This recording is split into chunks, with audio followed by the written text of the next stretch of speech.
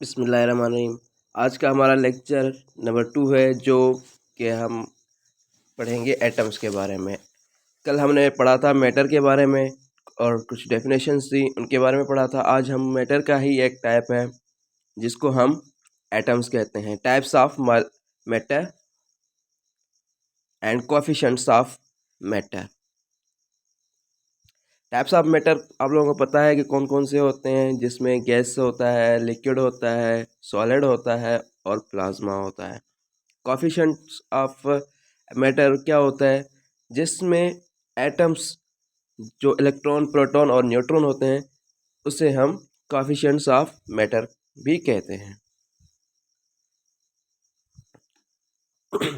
Atom जो है एक मैटर का ही एक किस्म है, जो जितने भी एलिमेंट्स हैं, जितने भी मॉलिक्यूल्स हैं, वो हमें सारे के सारे मैटर में मिलते हैं। और उस जो मैटर है वो हमें इन कोएफिशिएंट्स के ज़रिए मिलता है, electron, proton and neutron. Formation of matter. Matter हम कैसे प्रोड्यूस होता है, एटम जो होता है उसके ज़रिए हमें मैटर प्रोड्यूस होता है, जो कि बहुत ही स्मॉलेस्ट पार्टिकल्स होते हैं मैटर के। और वो स्मॉलेस्ट पार्टिकल्स मॉलिक्यूल्स जो बनते हैं उनके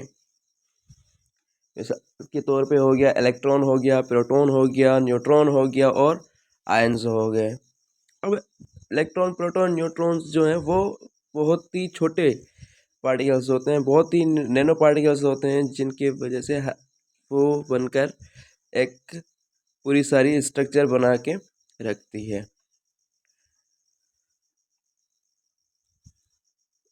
और इतने बड़े बड़े चाहे प्लाजाज हों या फिर कोई बड़ी आयरन हो या कुछ भी हो, इन सारी चीज़ों से जो इनके अंदर जो मौजूद जो पार्टिकल्स होते हैं वो electron, proton, neutron and ions होते हैं। और ये सारी की सारी छोटी से छोटी और बड़े से बड़ी चीज़ इन्हीं एटम्स की बनी हुई होती है। जैसे कि लिखा भी हुआ है, atom forms in small particles of matter like electron, proton, neutrons and ions. Atoms are the basic units of matter or any molecule or any substance or any compound of the matter। वैसे भी इसी में यही भी हो गया कि atom जो होता है वो बेसिक यूनिट होता है किसी भी मैटर का, किसी भी मॉलिक्यूल, किसी भी आयन या फिर किसी भी ऐसे केमिकली जो चीज़ फॉर्म होती है, उसमें जो एटम होती है वही बेसिक यूनिट होती है। एज ए स्ट्रक्चरल भी ले लो आप, प्रॉपर्टीज़ भी ले लो, उसकी कंपोजिशन के हवाले से ले लो, तो जैसे भी आप उसको कंसिडर कर रहे हो, वो सारी की सारी चीज़ें जो हैं वो इन्हीं basic units electron, proton and neutrons की ही बनी हुई होती है। जैसे कि atoms are the basic unit of matter, defined structures of elements. जो ये बेसिक यूनिट्स होते हैं मैटर के, और इसकी जो एलिमेंट्स की जो स्ट्रक्चर्स हैं, जो उनकी कंपोजिशन है, जो प्रॉपर्टीज़ है, उसी को ही ये डिफाइन करते हैं। उसकी ये बताते हैं कि भाई कौन से इस कंपाउंड की, कौन से एलिमेंट की किस तरह की कंपोजिशन क्या है, उनकी स्ट्रक्चर क्या है, उनकी जो प्रॉपर्टीज़ हैं वो क्या है। और ऐसा है कि ये भी बहुत ही स्मॉलेस्ट पार्टिकल्स होते हैं, किसी भी मॉलिक्यूल में की सूरत में ये आराम से मिल जाते हैं।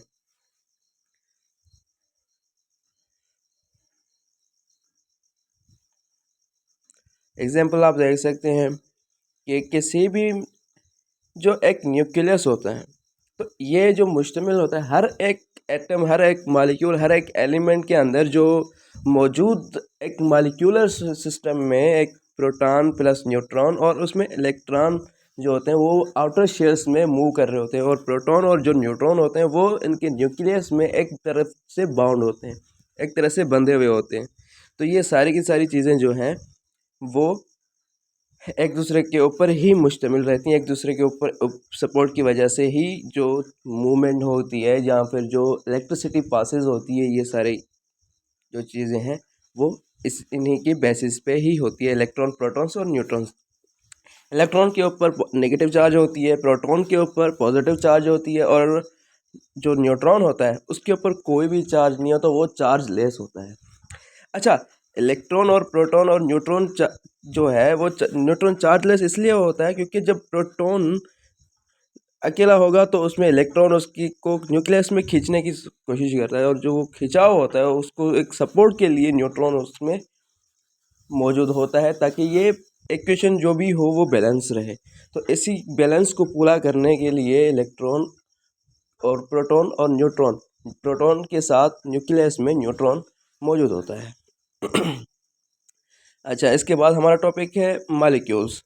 मॉलिक्यूल्स क्या है, कैसे फॉर्म होते हैं, क्या बनते हैं, इसके बारे में मैं आपको बताता चलूँ कि मॉलिक्यूल्स भी एक टाइप के पार्टिकल्स हैं जो स्मॉलेस्ट पार्टिकल्स होते हैं, किसी भी एलिमेंट के, किसी भी आयन के, किसी भी सब्सटेंस के स्मॉलेस्ट पार्टिकल्स को ही मॉलिक्यूल्स कहा जाता है।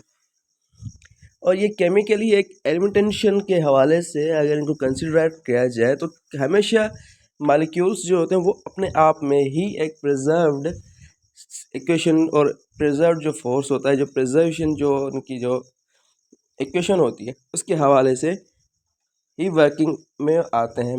मतलब एक जैसे दो एलिमेंट्स, सेम टाइप के दो एलिमेंट्स जब एक दूसरे के साथ रिएक्शन में आते हैं तो उसको हम मॉलिक्यूल कहते हैं। Molecules are also smallest particles of in a chemical element and are compound that has the chemical properties of the element or compound।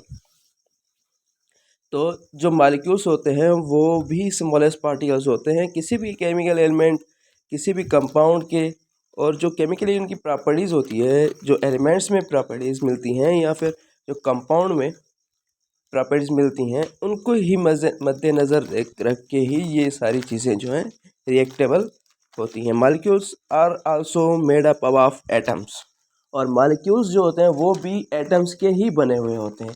मिसाल के तौर पे हम ले रहे हैं हाइड्रोजन के दो मॉलिक्यूल हैं, हाइड्रोजन हो गया, तो ये H2O2 जिसमें हाइड्रोजन के दो मॉलिक्यूल प्लस ऑक्सीजन का एक एलिमेंट है, एक सब्सटेंस। तो जहाँ पर दो हाइड्रोजन के मॉलिक्यूल हैं पानी में, तो इसी में ही सेम कॉन्सेप्ट के हवाले से ये सेम केमिकल कंपोजिशन इनकी बिल्कुल सेम ही होगी, और उनकी जो प्रॉपर्टीज़ होगी दो हाइड्रोजन की वो भी बिल्कुल सेम होगी। तो इसी की तरह कह रहा है कि molecules are also made up of atoms that are held together by chemical bonding. और जो मॉलिक्यूल्स होते हैं सेम तरह के जो तो मॉलिक्यूल्स हैं, और जो उनकी अटैचमेंट होती है वो जिस तरह से अपने आप में बाउंड होते हैं, तो वो जो बाउंडिंग जो आप एक दूसरे में के साथ जुड़ी हुई होती है उसको हम बाइंडिंग बोलते हैं। तो वो बाइंडिंग के थ्रू एक दूसरे के साथ जुड़े रहते हैं।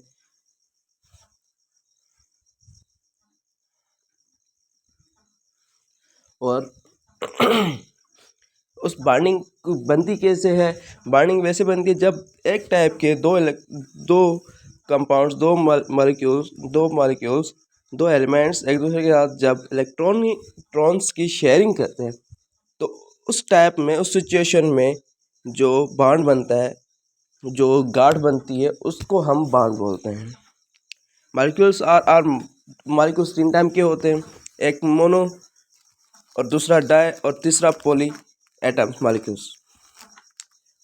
जितने भी पीरियड 8 में, जितने भी ग्रुप 8 में, मतलब जितनी भी नोबल गैसेस हैं वो सारे की सारी मोनो मॉलिक्यूल्स हैं, क्योंकि उनमें ना तो जो रिएक्शंस होते हैं वो रिएक्शन सिर्फ उन्हीं के ही मौजूद इर्द गिर्द घूमते रहते हैं, वो बाहर आउट ऑफ जाके नहीं करते, मतलब किसी और दूसरे एलिमेंट के साथ रिएक्शन नहीं कर सकते, ना ही उनके साथ कोई दूसरा एलिमेंट रिएक्शन कर सकता है या फिर दूसरा सब्सटेंस रिएक्शन कर सकता है। क्योंकि जितनी भी नोबल गैसेस है, हीलियम हो गई, आर्गन हो गई, क्रिप्टॉन हो गई, जेनान हो गई, रेडान हो गई, ये सारी की सारी नोबल गैसेस कंसिडर की जाती है। इनके साथ कोई भी एलिमेंट, कोई भी कंपाउंड रिएक्शन नहीं कर सकता सवाए इनके अपने ही मॉलिक्यूल्स, और इनके जो अपने मॉलिक्यूल्स हैं वो मॉलिक्यूल्स में फॉर्म हो सकती हैं, हीलियम दो, एक के साथ दो हो सकता है, तीन हो सकता है, चार हो सकता है। क्रिप्टॉन भी ऐसे ही हो सकता है, लेकिन दूसरे के साथ रिएक्शन नहीं कर सकता। डाई क्या होता है कि जब किसी भी मॉलिक्यूल में दो टाइप के, एक ही टाइप के दो मॉलिक्यूल मौजूद हों, किसी भी कंपाउंड में, किसी भी एलिमेंट में एक ही टाइप के दो एटम्स मौजूद हों तो हम उसको डाई बोलते हैं। जैसे नाइट्रोजन हो गया, ऑक्सीजन हो गया, क्लोरीन हो गया, ब्रोमीन हो गया, आयोडीन हो गया। तो ये सारे के सारे दो मॉलिक्यूल्स में फॉर्मेशन होती है इनकी। जैसे H2O2, H2O हो गया, तो ये डाई मॉलिक्यूलर ऑप्टेन है इनकी, डाई मॉलिक्यूलर एटम्स हैं ये सारे के सारे। N2O2, Cl2, Br2, I2। तो मतलब ये सारे के सारे डाई मॉलिक्यूलर एटम मॉलिक्यूल्स हैं। इसी की तरह ओजोन लेयर हो गई, फास्फोरस हो गया, सल्फर हो गया, O3 हो गई, P4 हो गई और S5 हो गई। तो ये सारे के सारे जैसे कि पॉली एटॉमिक मॉलिक्यूल्स हैं। ये उस टाइप के मॉलिक्यूल्स हैं, पॉली मॉलिक्यूल्स उसको कहा जाता है जिसमें दो या दो से ज़्यादा मॉलिक्यूल्स की क्वांटिटी मौजूद हो। दो या दो से ज़्यादा मॉलिक्यूल्स की जो क्वांटिटी मौजूद होती है और उसमें और मज़ीद भी शुमार हो रहे हैं और मज़ीद ऐड हो रहे हैं, तो उसको हम पॉली एटॉमिक मॉलिक्यूल्स कहेंगे। अच्छा, इसके बाद हमारा टॉपिक है सब्सटेंस। सब्सटेंस का पहले भी मैं जिक्र करके आया हूँ कि हर वो एलिमेंट, हर वो चीज़ जो हर वो मॉलिक्यूल, हर वो कंपाउंड जो हमें किसी सॉलिड स्टेट में फॉर्म हो रहा है तो और बिल्कुल प्योर फॉर्म में फॉर्म हो रहा है तो उसको हम सब्सटेंस कहते हैं। अच्छा, सब्सटेंस भी एक मैटर की टाइप ही है, वो टाइप जिसमें एक प्योर फॉर्म में जो चीज़ हमें मिल रही है, बिल्कुल एक खालिस फॉर्म में, जिसमें ना किसी टाइप की मिलावट हो, ना ही किसी टाइप की कोई ऐसी एक्सटर्नल जो चीज़ ऐड होती है जैसे दूसरे मॉलिक्यूल्स में, दूसरे कंपाउंड्स में, वैसा ना हो और एक फिक्स्ड सिचुएशन में वो हमें एक प्योर फॉर्म में जब फॉर्म होती है तो उसे हम सब्सटेंस कहते हैं। वो फिर वो चाहे किसी भी कंपाउंड में हो, एलिमेंट में हो, तो जिस उसी को हम तरह एक स्पेसिफिक चीज़ प्रोडक्शन होती है, प्रोड्यूस होती है, प्रिपेयर, जिनकी एक स्पेसिफिक प्रॉपर्टीज़ होती हैं। जैसे कि सॉल्ट हो गया जो हमें प्योर फॉर्म में मिलता है, डायमंड हो गया जैसे वो हमें एकदम प्योर फॉर्म में, उसमें कोई दूसरी मिलावट नहीं होती, या फिर तीसरी जो हो गया सल्फ़र हो गया जो हमें बिल्कुल प्योर फॉर्म में मिलते हैं। तो इसके साथ ये हमारा आज का जो लेक्चर है वो कंप्लीट हो गया और मज़ीद वीडियोज़ के लिए इंशाल्लाह